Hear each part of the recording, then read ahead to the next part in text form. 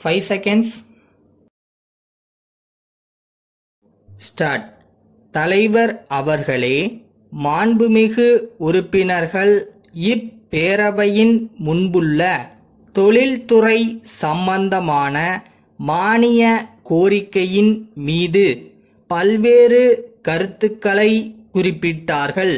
அதற்காக அவர்கள் எல்லோருக்கும் முதற்கண் அரசின் சார்பாக என்னுடைய நன்றியை தெரிவித்துக் கொள்ள விரும்புகிறேன். பொதுவாக தமிழகத்தை பொறுத்தவரை தொழில்துறையில் பல முன்னேற்றம் ஏற்பட்டிருக்கிறது என்பதை யாரும் மறுக்க மாட்டார்கள் என்று நான் நம்புகிறேன். கடந்த ஆண்டில் இந்த துறையில் நல்ல வளர்ச்சி ஏற்பட்டு இருப்பதை புள்ளி விவரங்களை ஒப்பிட்டு பார்த்தால் நன்கு தெரிந்து கொள்ளலாம். இந்த ஆண்டு இந்த துறைக்கு பொறுப்பு வகித்த மாண்புமிகு அமைச்சர் அவர்களுடைய முயற்சியாலும் இந்த துறையிலுள்ள அதிகாரிகள் எடுத்துக்கொண்ட முயற்சியாலும் தமிழகத்தில் தொழிற்சாலைகள் அதிகரித்திருக்கின்றன என்பதை மகிழ்ச்சியுடன் தெரிவித்துக் கொள்கிறேன். மாண்புமிகு உறுப்பினர்கள் பேசும்போது மத்திய அரசின் சில கொள்கைகளின் காரணமாக புதிய தொழில்களுக்கு அனுமதி வழங்குவதில் காலதாமதம் ஏற்படுகிறது என்று குறிப்பிட்டார்கள். தொழில்களுக்கு விரைவாக அனுமதி வழங்க வேண்டும் என்பதில் நமக்கு எந்தவிதமான கருத்து வேறுபாடும் இல்லை. அந்த அடிப்படையில்தான் காரியங்கள் நடைபெற்று வருகின்றன. மத்திய அரசில் இந்த துறையின் பொறுப்பை வகிக்கக்கூடிய அமைச்சர் அவர்களும் இதில் தீவிர கவனம் செலுத்திக் கொண்டிருக்கிறார். முற்போக்கான எண்ணத்தோடும் அவர்கள் பணியாற்றுகிறார்கள். அவர்களுடைய நல்ல முயற்சியின் காரணமாக பிரச்சனைகளுக்கு தீர்வு காணப்பட்டு வருகின்றன என்பதை தெரிவித்துக் கொள்ள விரும்புகிறேன்.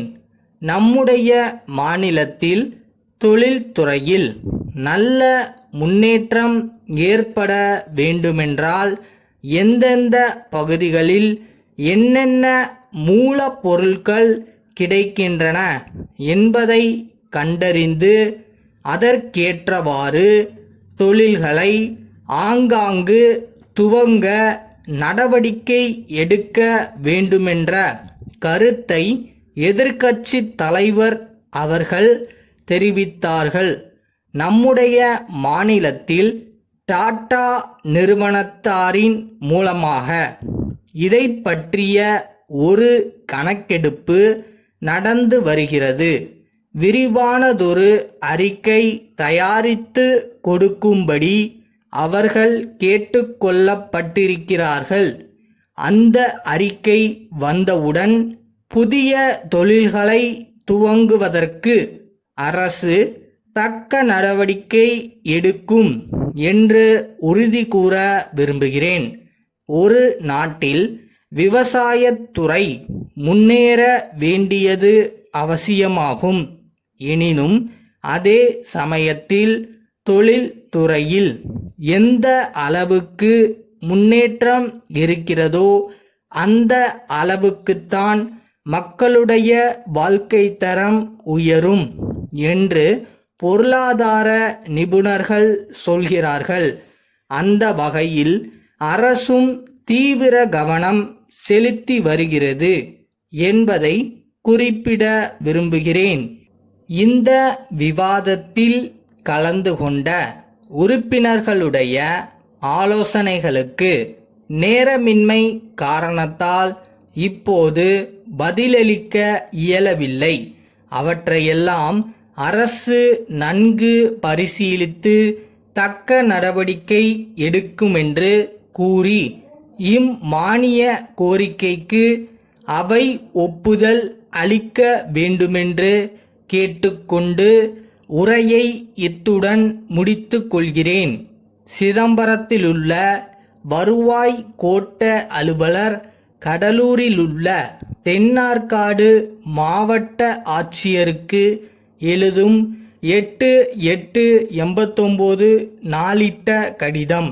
ஐயா, அண்மையில் பெய்த பெரு மழையின் காரணமாக சிதம்பரம் வட்டத்திலுள்ள சாலைகள் மிகவும் சேதம் அடைந்த காரணத்தால் போக்குவரத்து பெரிதும் பாதிக்கப்பட்டுள்ளது.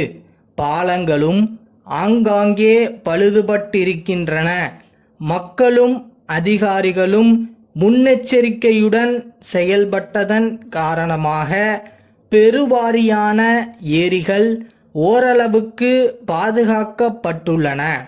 என்றாலும் ஒரு சில ஏரிகள் உடைப்பு எடுத்து பெரும் சேதத்தை விளைவித்திருக்கின்றன. இது பற்றிய விவர அறிக்கையும் உடனடி நிவாரண நடவடிக்கையும் எடுக்கும் பொருட்டு நிதி உதவி அளிக்கும்படி கோரும் கடிதம் 2 நாட்களுக்கு முன் தங்களுக்கு அனுப்பி வைக்கப்பட்டுள்ளன. மக்களின் துயரத்தை துடைப்பதற்காக கோரியுள்ள நிதியை விரைவில் ஒதுக்கித் தரும்படி நான் கேட்டுக்கொள்கிறேன். தாழ்வான பகுதிகளிலுள்ள மிகவும் சேதமடைந்த குடியிருப்புகளை செப்பனிடுவதற்கு தேவைப்படும் தொகைக்கான விவரம் 2 நாட்களில் தங்களுக்கு அனுப்பி வைக்கப்படும் என்பதையும் நான் தெரிவித்துக் கொள்கிறேன். தங்கள் நம்பிக்கையுள்ள